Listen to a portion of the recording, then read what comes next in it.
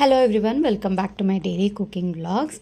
ಇವತ್ತಿನ ವಿಡಿಯೋದಲ್ಲಿ ಮಧ್ಯಾಹ್ನದ ಲಂಚ್ ಪ್ರಿಪ್ರೇಷನ್ಗೆ ಒಂದು ಕಾಳಿನ ಪಲ್ಯ ಜೊತೆಗೆ ಒಂದು ತರಕಾರಿ ಪಲ್ಯ ಹಾಗೆಯೇ ತಿಳಿ ಸಾರು ನಾನು ಮಾಡ್ತಾಯಿದ್ದೀನಿ. ಸೊ ಅದನ್ನು ಇಲ್ಲಿ ನಾನು ವಿಡಿಯೋದಲ್ಲಿ ತೋರಿಸ್ತಾ ಇದ್ದೀನಿ. ನಿಮಗೆಲ್ಲರಿಗೂ ಗೊತ್ತು, ಫಸ್ಟಿಂದನೂ ನನ್ನ ಫಾಲೋ ಮಾಡೋದಾಗಿದ್ದಿದ್ರೆ ನಾನು ಈ ರೀತಿ ಕಾಳುಗಳನ್ನ ಎಲ್ಲ ಥರ ಕಾಳುಗಳು, ಕಡಲೆಕಾಳು ಆಗಿರ್ಬೋದು ಅಥವಾ ರೀತಿ ಕಾಬೂಲ್ ಕಡಲೆಕಾಳು ಮತ್ತು ರಾಜ್ಮಾ ಕಾಳು, ಇದನ್ನೆಲ್ಲ ನಾನು ಒಂದು 1/4 kg ಆಗೋಷ್ಟನ್ನ ನೆನೆಸ್ಬಿಟ್ಟು ನಾನು ಫ್ರೀಝರ್ನಲ್ಲಿ ಸ್ಟೋರ್ ಮಾಡಿ ಇಟ್ಕೊಬಿಡ್ತೀನಿ. ಸೊ ಅದು ತುಂಬ ತಿಂಗಳ ತನಕ ಇಟ್ಕೋಬೋದು. ನಾವು ಯಾವ ರೀತಿ ಫ್ರೋಝನ್ ಬಟಾಣಿ ಕಾಳುಗಳು ಮತ್ತು ಏನು ಕಾರ್ನ್ ಎಲ್ಲ ಬರುತ್ತಲ್ಲ ಅದನ್ನು ಇಟ್ಕೊತೀವಿ ನೋಡಿ, ಅದೇ ರೀತಿ ಇದನ್ನು ಸಹ ನೀವು ನೆನೆಸ್ಬಿಟ್ಟು ಇಟ್ಕೋಬೇಕು, ಅಷ್ಟೇ ಬೇಯಿಸಬಾರ್ದು. ನೆನೆಸಿಟ್ಕೊಂಡ್ರೆ ನೀವು ಯಾವಾಗ ಬೇಕಾದ್ರೂ ಅದನ್ನು ಫ್ರೀಝರಿಂದ ತೆಗೆದುಬಿಟ್ಟು ಜಸ್ಟ್ ಅದನ್ನು ಕುಕ್ಕರ್ಗೆ ನೀರು ಹಾಕ್ಬಿಟ್ಟು ಬೇಯಿಸ್ಕೋಬೋದು. ಒಂದು 8ರಿಂದ 10 ಗಂಟೆಗಳ ಕಾಲ ನೆನೆಸೇ ಇಲ್ಲಪ್ಪ ಕಾಳನ್ನು ಸಡನ್ನಾಗಿ ಬೇಯಿಸಬೇಕು ಅಂತ ಅನ್ನೋದು, ಆವಾಗ ನಿಮಗೆ ಆ ಟೈಮ್ ಸೇವ್ ಆಗುತ್ತೆ. ವಾರದಲ್ಲಿ ಒಂದು ಸಲ ಒಂದು 15 ದಿನಕ್ಕೆ ಆಗೋಷ್ಟು ಕಾಳುಗಳನ್ನು ಈ ರೀತಿ ಮಾಡಿಟ್ಕೊಬಿಟ್ರೆ ಫಟಾಫಟ್ ಅಂತ ತರಕಾರಿ ಇಲ್ಲದೆ ಇದ್ದಾಗ ಆ ಕಾಳುಗಳನ್ನೇ ತೆಗೆದುಬಿಟ್ಟು ಬೇಕಾದ್ರೆ ನೀವು ಕಾಳಿನ ಸಾಂಬಾರು ಸಹ ಮಾಡ್ಕೋಬೋದು. ತುಂಬಾ ಹೆಲ್ಪ್ಫುಲ್ ಅಂತ ಅನಿಸುತ್ತೆ. ಸೊ ಆ ಕಾಳನ್ನು ನಾನು ಕಾಬೂಲ್ ಕಡಲೆಕಾಳು ಉಸ್ಲಿ ಮಾಡೋದಕ್ಕೆ ಬೇಯಕ್ಕಿಟ್ಟಿದ್ದೆ. ಅಷ್ಟರಲ್ಲಿ ತೊಂಡೆಕಾಯಿನೂ ಸಹ ಕಟ್ ಮಾಡಿ ಇಟ್ಕೊಂಡೆ ಪಲ್ಯ ಮಾಡೋಣ ಅಂತ. ಆ್ಯಂಡ್ ನನಗೆ ಕೊತ್ತಂಬರಿ ಸೊಪ್ಪಿಲ್ಲ ಅಂದರೆ ಅಡುಗೆ ರುಚಿ ಅಂತ ಅನಿಸೋದೇ ಇಲ್ಲ. ಸೊ ಕೊತ್ತಂಬರಿ ಸೊಪ್ಪು ಖಾಲಿ ಆಗಿತ್ತು. ಹಾಗಾಗಿ ಪ್ರದೀಪ್ ಸಹ ಅವಾಗಿನ್ನೂ ತಂದಿದ್ರು. ಸೊ ಸೊಪ್ಪನ್ನು ಬಿಡಿಸಿ ನಾನು ಬಾಕ್ಸ್ಗೆ ತೆಗೆದಿಟ್ಕೊತಾ ಇದ್ದೀನಿ. ಒಂದು 4 ಕಟ್ ಆಗೋಷ್ಟು ಸೊಪ್ಪನ್ನು ತಂದುಬಿಟ್ರೆ ನನಗೊಂದು ವೀಕ್ ತನಕನೂ ಆಗುತ್ತೆ ಚೆನ್ನಾಗಿ. ಅಂದರೆ ಎಲ್ಲದಕ್ಕೂ ನಾನು ಸ್ವಲ್ಪ ಕೊತ್ತಂಬರಿ ಸೊಪ್ಪು ಜಾಸ್ತಿನೇ ಹಾಕ್ತೀನಿ. ಹಾಗಾಗಿ ಒಂದು ವೀಕ್ ತನಕ ಆಗುತ್ತೆ. ದಪ್ಪ ದಪ್ಪ ಕಟ್ಟಿರೋದ್ರಿಂದ 1 ವೀಕ್ ತನಕ ಆಗುತ್ತೆ. ಇಲ್ಲ ಅಂದರೆ ಒಂದು 5 ದಿನ 4 ದಿನಕ್ಕೆ ಮತ್ತೆ ಖಾಲಿ ಆಗಿಬಿಡುತ್ತೆ. ಆ್ಯಂಡ್ ಕೊತ್ತಂಬರಿ ಸೊಪ್ಪು ಅಷ್ಟೇ, ಕೆಳಗಡೆನೂ ಒಂದು ಟಿಶ್ಯೂ ಪೇಪರ್ ಹಾಕಬೇಕು, ಮೇಲುಗಡೆ ಮುಚ್ಚಲಕ್ಕೂ ಒಂದು ಟಿಶ್ಯೂ ಪೇಪರ್ನ ಹಾಕಿ ನೀಟಾಗಿ ನಾವು ಸ್ಟೋರ್ ಮಾಡಿಟ್ರೆ ಅದು ನೀರು ಬೀಳಲ್ಲ. ಆವಾಗ ಬೇಗ ಚೆನ್ನಾಗಿ ತುಂಬ ದಿನದ ತನಕ ಇರುತ್ತೆ. ಕೆಲವೊಮ್ಮೆ ಕೊಳ್ತೋದಂಗೆ ಆಗ್ಬಿಡುತ್ತಲ್ಲ, ಆ ರೀತಿ ಎಲ್ಲ ಆಗಲ್ಲ. ಸೊ ಇಲ್ಲಿ ಕಾಳು 3 ವಿಸಲ್ ಕೊಟ್ಟು ಬೇಯಿಸ್ಕೊಂಡಿದ್ದೀನಿ. ನಾನು ಕಾಳನ್ನು ಮಾತ್ರ ತೊಗೊಂಡಿದ್ದೀನಿ. ಆ ಬೆಂದಿರೋವಂಥ ಕಾಳಿನ ನೀರಿದೆಯಲ್ಲ ಅದಕ್ಕೇನೆ ಒಂದು ಸ್ವಲ್ಪ ಬೇಳೆನ ನಾನು ನೀಟಾಗಿ ತೊಳೆದು ಹಾಕ್ಕೊಂಡಿದ್ದೀನಿ. ಮತ್ತು ಟೊಮ್ಯಾಟೊ ಮತ್ತು ಈರುಳ್ಳಿ ತಿಳಿ ಸಾರು ಮಾಡೋದಕ್ಕೆ ಅದನ್ನು ಬೇಯಿಸ್ಕೊತಾ ಇದ್ದೀನಿ. ಜೊತೆಗೆ ಪಲ್ಯಕ್ಕೂ ಸಹ ತರಕಾರಿ ಬೇಯಿಸ್ಕೋಬೇಕಲ್ವಾ, ಅದನ್ನು ನಾವು ಈ ರೀತಿ ಬೇರೆ ಒಂದು ಬಾಕ್ಸ್ ಒಳಗಡೆ ಹಾಕಿ ಅದೇ ಕುಕ್ಕರ್ಗೆ ಹಾಕಿಟ್ಬಿಟ್ರೆ ಎರಡೂ ಒಟ್ಟಿಗೆ ಬೆಂದೋಗ್ಬಿಡುತ್ತೆ. ಹಾಗಾಗಿ ಆ ರೀತಿ ಮಾಡ್ತಾಯಿದ್ದೀನಿ ನಾನು. ಒಂದು 2 ವಿಸಲ್ ಕೊಟ್ಟು ಬೇಯಿಸ್ಕೊಂಡ್ರೆ ಬೇಳೆನೂ ಚೆನ್ನಾಗಿ ಬೆಂದಿರುತ್ತೆ. ಹಾಗೆಯೇ ಆ ಬಾಕ್ಸಲ್ಲಿ ನಾನೇನು ತೊಂಡೆಕಾಯಿ ಇಟ್ಟಿದ್ದೆ ಅದನ್ನು ಸಹ ಚೆನ್ನಾಗಿ ಬೆಂದಿರುತ್ತೆ. ಅದು ಬೇಯೋ ಅಷ್ಟರಲ್ಲಿ ಕಾಳನ್ನು ಬೇಯಿಸ್ಕೊಂಡು ತೆಗೆದಿಟ್ಕೊಂಡಿದ್ದೆ ಅಲ್ವಾ. ಸೊ ಕಾಳನ್ನು ಉಸ್ಲಿ ಮಾಡಿಬಿಡೋಣ ಅಂತ ಅಂದ್ಬಿಟ್ಟು ಒಂದು ಸ್ವಲ್ಪ ತುಪ್ಪ, ಒಂದು ಅರ್ಧ ಚಮಚ, 1 ಚಮಚ ಆಗೋಷ್ಟು ಕರ್ಗಿರೋ ಅಂಥ ತುಪ್ಪನ ಸೇರಿಸಿದ್ದೀನಿ. ಅದಕ್ಕೊಂದು ಸ್ವಲ್ಪ ಸಾಸಿವೆ, ಜೀರಿಗೆ ಮತ್ತು ಹಸಿರು ಮೆಣಸಿನ್ಕಾಯಿನ ಹಾಕಿ ಬೇಯಿಸ್ಕೊಂಡಿದ್ದಂಥ ಕಾಳು, ರುಚಿಗೆ ಉಪ್ಪು ಮತ್ತು ಒಂದು ಸ್ವಲ್ಪ ಕೊತ್ತಂಬರಿ ಸೊಪ್ಪು, ಕಾಯಿ ತುರಿ ಇವಿಷ್ಟನ್ನು ಹಾಕಿ ಚೆನ್ನಾಗಿ ಅದು ಹೊಂದ್ಕೊಳ್ಳೋವರೆಗೂ ಈ ರೀತಿ ಫ್ರೈ ಮಾಡಿಬಿಟ್ಟು ಸರ್ವಿಂಗ್ ಬೌಲ್ಗೆ ನಾನು ತೆಗೆದಿಟ್ಕೊತಾ ಇದ್ದೀನಿ. ಅದೇ ಪಾತ್ರೆಯಲ್ಲಿ ನೆಕ್ಸ್ಟ್ ತರಕಾರಿ ಪಲ್ಯನೂ ಸಹ ಮಾಡಲಿಕ್ಕೆ ಆವಾಗ ಆಗುತ್ತೆ ಅಂತ ಅಂದ್ಬಿಟ್ಟು. ಸೊ ಈ ರೀತಿ ಸರ್ವಿಂಗ್ ಪ್ಲೇಟ್ಸ್ಗೆ ಹಾಕೊಂಡಾಗ ನಾವು ಸರ್ವ್ ಮಾಡೋದಕ್ಕೂ ಈಸಿ ಅನಿಸುತ್ತೆ ಡೈನಿಂಗ್ ಟೇಬಲ್ ಮೇಲೆ. ಹಾಗಾಗಿ ನಾನು ಈ ರೀತಿ ಮಾಡ್ತಾ ಇದ್ದೀನಿ. ಆ್ಯಂಡ್ ಪಾತ್ರೆ ತೊಳೆಯೋಬೇಕಾದ್ರೂ 2 ಪಾತ್ರೆ ಇದ್ದರೆ ನನಗೂ ಜಾಸ್ತಿ ಆಗುತ್ತೆ ಅಂತ ಅಂದ್ಬಿಟ್ಟು ಸೊ ಒಂದೇ ಪಾತ್ರೆನಲ್ಲೇ ಕಾಳು ಪಲ್ಯ ಮತ್ತು ತರಕಾರಿ ಪಲ್ಯ ಎರಡನ್ನೂ ಮಾಡ್ತಾಯಿದ್ದೀನಿ.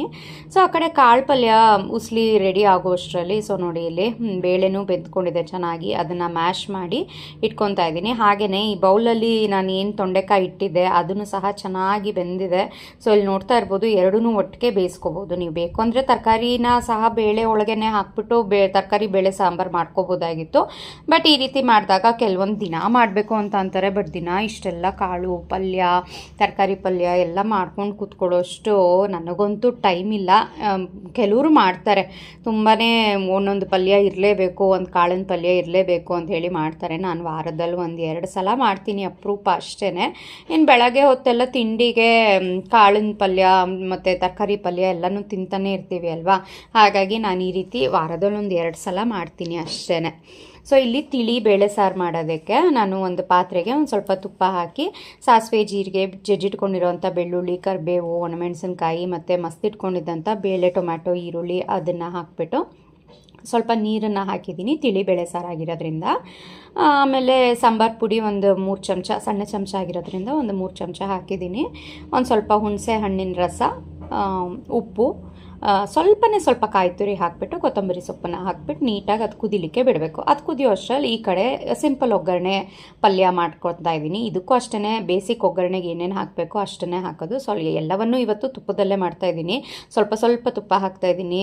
ಜಾಸ್ತಿ ಎಣ್ಣೆ ಹಾಕೋದ್ರ ಬದಲು ಒಂದೊಂದು ಚಮಚ ಆಗೋಷ್ಟು ತುಪ್ಪ ಹಾಕಿದ್ರೆ ಹೆಲ್ದಿ ಅಂತ ಅಂದ್ಬಿಟ್ಟು ಒಂದೊಂದು ಚಮಚ ಆಗೋಷ್ಟು ತುಪ್ಪ ಹಾಕಿ ಸಾಸಿವೆ, ಜೀರಿಗೆ, ಬೆಳ್ಳುಳ್ಳಿ, ಕರಿಬೇವು, ಹಸಿರು ಮೆಣಸಿನ್ಕಾಯಿ ಮತ್ತು ಈರುಳ್ಳಿ, ಒಂದು ಅರ್ಧ ಈರುಳ್ಳಿ ಹಾಕ್ತಾಯಿದ್ದೀನಿ ಅಷ್ಟೇ, ಜಾಸ್ತಿ ಇಲ್ಲ. ಬೇಯಿಸಿಟ್ಕೊಂಡಿದ್ದಂಥ ತರಕಾರಿ ಮತ್ತು ಕಾಯಿ ತುರಿ, ಕೊತ್ತಂಬರಿ ಸೊಪ್ಪು ಎರಡಕ್ಕೂ ಹಾಕ್ಬಿಟ್ಟು ನೀಟಾಗಿ ಮಿಕ್ಸ್ ಮಾಡೋದು ಅಷ್ಟೇ. ಉಪ್ಪು ಎಲ್ಲ ಹಾಕಿರ್ತೀವಲ್ವ, ಚೆನ್ನಾಗಿ ಎಲ್ಲ ತರಕಾರಿಗೂ ಈ ರೀತಿ ಹೊಂದ್ಕೊಳ್ಳೋ ರೀತಿಯಲ್ಲಿ ಮಿಕ್ಸ್ ಮಾಡಿಬಿಟ್ಟು ಇದನ್ನು ಸಹ ನೀಟಾಗಿ ಬೇರೆ ಒಂದು ಪಾತ್ರೆಗೆ ತೆಗೆದಿಟ್ಕೊಬಿಟ್ರೆ ಕಾಳು ಪಲ್ಯನೂ ರೆಡಿ ಆಯಿತು. ಈ ಕಡೆ ಕಾಳು ಪಲ್ಯ ಮತ್ತು ಸಾಂಬಾರು ಎರಡು ಕುದಿಯೋ ಅಷ್ಟರಲ್ಲಿ ರೈಸ್ಗೂ ಸಹ ಇಲ್ಲಿ ಪ್ರಿಪೇರ್ ಮಾಡ್ತಾ ಇದ್ದೀನಿ. ನಮ್ಮ ಮನೇಲಿ ಮುದ್ದೆ ಸ್ವಲ್ಪ ಅಪರೂಪ, ಹಾಗಾಗಿ ನಾನು ಮುದ್ದೆ ತುಂಬ ಅಪರೂಪ, ವಾರದಲ್ಲಿ ಒಂದು ಸಲ ಅಥವಾ 2 ಸಲ, ಒಂದು ಸಲ ರಾಗಿ ಮುದ್ದೆ ಮಾಡಿದ್ರೆ ಇನ್ನೊಂದು ಸಲ ಮೆಂತ್ಯ ಮುದ್ದೆ ಮಾಡೋದಂತೂ ಗ್ಯಾರಂಟಿ, ವಾರದಲ್ಲಿ ಅಷ್ಟೇ ಮಾಡೋದು. ಇನ್ನು ರಾಗಿ ದೋಸೆ, ರಾಗಿ ರೊಟ್ಟಿ ಅದೆಲ್ಲ ನಾನು ಯಾವಾಗಲೂ ಮಾಡ್ತಾನೆ ಇರ್ತೀನಿ, ಹಾಗಾಗಿ ಮುದ್ದೆ ಸ್ವಲ್ಪ ಅಪರೂಪನೇ ಮಾಡೋದು. ಸೊ ಈ ತಿಳಿ ಸಾರಿಗೆ ಮುದ್ದೆ ಅಷ್ಟು ಹೊಂದಲ್ಲ, ಹಾಗಾಗಿ ನಾನು ಇವತ್ತು ಮುದ್ದೆನೂ ಸಹ ಏನು ಮಾಡಿಲ್ಲ. ಸೊ ರೈಸೇ ಚೆನ್ನಾಗಿರುತ್ತೆ ಅಂತ ಅಂದ್ಬಿಟ್ಟು ಇಲ್ಲಿ ರೈಸ್ಗೆ ಇಡ್ತಾ ಇದ್ದೀನಿ. ಈ ಕಡೆ ಕಾಳು ಪಲ್ಯನೂ ಇದು ತರಕಾರಿ ಪಲ್ಯನೂ ಸಹ ರೆಡಿ ಆಯಿತು. ಆ್ಯಂಡ್ ತಿಳಿಬೇಳೆ ಸಾರು ಸಹ ಚೆನ್ನಾಗಿ ಕುದ್ದು ರೆಡಿ ಆಗಿದೆ. ಏನು ಮಸಾಲೆ ಜಾಸ್ತಿ ಹಾಕಿಲ್ಲ ಅಲ್ವಾ, ತುಂಬಾ ಚೆನ್ನಾಗಿರುತ್ತೆ. ಆ್ಯಂಡ್ ತುಂಬ ಸೆಕೆಗಾಲ ಅಂತ ಅಂದಾಗ ನಾವು ಈ ರೀತಿ ಏನು ಮಸಾಲೆ ರುಬ್ಬಿ ಹಾಕ್ದೇನೆ ಈ ರೀತಿ ಸಾರುಗಳನ್ನ ಒಮ್ಮೊಮ್ಮೆ ಮಾಡ್ಕೊಳ್ಳೋದು ತುಂಬಾ ಹೆಲ್ಪ್ಫುಲ್ಲು. ಇಷ್ಟೆಲ್ಲ ಮಾಡಿದ್ಮೇಲೆ ಒಂದು ಮಸಾಲೆ ಮಜ್ಜಿಗೆ ಇರಲೇಬೇಕು. ಆ್ಯಂಡ್ ನಾನು ಯಾವಾಗಲೂ ಮೊಸರನ್ನ ಈ ರೀತಿ ಬೀಟ್ ಮಾಡಿ ಇಟ್ಕೊಬಿಟ್ಟಿರ್ತೀನಿ, ಗಟ್ಟಿ ಥರ ಇರಲ್ಲ ನಮ್ಮ ಮನೆಯಲ್ಲಿ. ಆ್ಯಂಡ್ ಮಜ್ಜಿಗೆ ನಾವು ಯಾರೂ ರೈಸ್ಗೆ ಹಾಕ್ಕೊಳ್ಳಲ್ಲ, ಕುಡ್ದೇ ಅಭ್ಯಾಸ ಮನೆಯಲ್ಲಿ, ಹಾಗಾಗಿ ಮಸಾಲೆ ಮಜ್ಜಿಗೆ ಪ್ರಿಪೇರ್ ಮಾಡ್ತಾಯಿದ್ದೀನಿ. ಇಲ್ಲಿ ಮಸಾಲೆ ಮಜ್ಜಿಗೆ ಮಾಡಬೇಕು ಅಂತ ಅಂದಾಗ ನಾನು ಈ ಹಿಂದೆ ಎಲ್ಲೋ ಒಂದು ವಿಡಿಯೋದಲ್ಲಿ ನೋಡಿದ್ದೆ, ಕ್ಯೂಬ್ಸ್ ರೆಡಿ ಮಾಡಿ ಇಟ್ಕೊಬಿಟ್ರೆ ಈಸಿ ಆಗುತ್ತೆ ಅಂತ.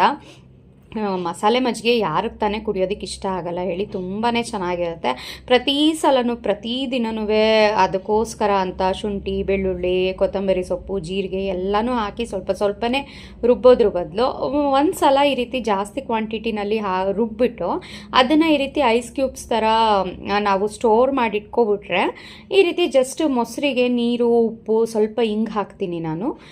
ಹಾಗಾಗಿ ಇಂಗು ಮತ್ತು ಒಂದು 2 ಕ್ಯೂಬ್ಸು ಅಥವಾ ನಿಮಗೆ ಮಸಾಲೆ ಎಷ್ಟು ಬೇಕೋ ಅಷ್ಟು ಕ್ಯೂಬ್ಸ್ ಇರಿದ್ದು ಮಸಾಲೆ ಮಜ್ಜಿಗೆದು ಐಸ್ ಕ್ಯೂಬ್ಸ್ನ ಆ್ಯಡ್ ಮಾಡಿಕೊಂಡು ಒಂದು ಸ್ವಲ್ಪ ಹೊತ್ತು ಬಿಟ್ಟರೆ ಅದು ಐಸ್ ಎಲ್ಲ ಕರಗಿ ನೀಟಾಗಿ ಅದು ಹೊಂದ್ಕೊಳ್ಳುತ್ತೆ ಚೆನ್ನಾಗಿ. ಸೊ ತುಂಬಾ ಟೇಸ್ಟಿಯಾಗಿರುತ್ತೆ. ನಾನು ಇದು ಮಸಾಲೆ ಮಜ್ಜಿಗೆ ಕ್ಯೂಬ್ಸ್ಗೆ ಏನೇನು ಹಾಕಿದ್ದೀನಿ ಅಂದರೆ, ಸ್ವಲ್ಪ ಪುದೀನ ಹಾಕಿಲ್ಲ, ಬಿಕಾಸ್ ನನಗೆ ಪುದೀನದು ಸ್ಮೆಲ್ಲು ಮಜ್ಜಿಗೆನಲ್ಲಿ ಅಷ್ಟು ಇಷ್ಟ ಆಗಲ್ಲ, ಹಾಗಾಗಿ ಪುದೀನ ಹಾಕಿಲ್ಲ. ಕರಿಬೇವು, ಕೊತ್ತಂಬರಿ, ಜೀರಿಗೆ, ಶುಂಠಿ, ಬೆಳ್ಳುಳ್ಳಿ, ಹಸಿರು ಮೆಣಸಿನ್ಕಾಯಿ ಇವಿಷ್ಟನ್ನು ಹಾಕಿಬಿಟ್ಟು ನಾನು ರುಬ್ಬಿ ಇಟ್ಕೊಂಡಿದ್ದೀನಿ. ರುಬ್ಬಿಟ್ಟು ಅದನ್ನೇನು ಸೋಸಬಾರ್ದು, ಗಟ್ಟಿ ಇರೋದನ್ನೇ ಈ ರೀತಿ ಒಂದು ಚಾಕ್ಲೇಟ್ ಮೌಲ್ಡ್ಸ್ ಬರುತ್ತೆ ನೋಡಿ, ಅದಕ್ಕೆ ಹಾಕಿ ಫ್ರೀಝರ್ ಮಾಡಿಟ್ಬಿಟ್ಟಿದ್ದೀನಿ. ಡೈಲಿ 2-2, 3-3 ಕ್ಯೂಬ್ಸ್ ಖಾಲಿ ಆಗ್ತಿದ್ದಂಗೂ ಇಡೀ ವಾರಕ್ಕೆ ನಾವು ಮಸಾಲೆ ಮಜ್ಜಿಗೆನ ಆರಾಮಾಗಿ ಯೂಸ್ ಮಾಡ್ಬೋದು.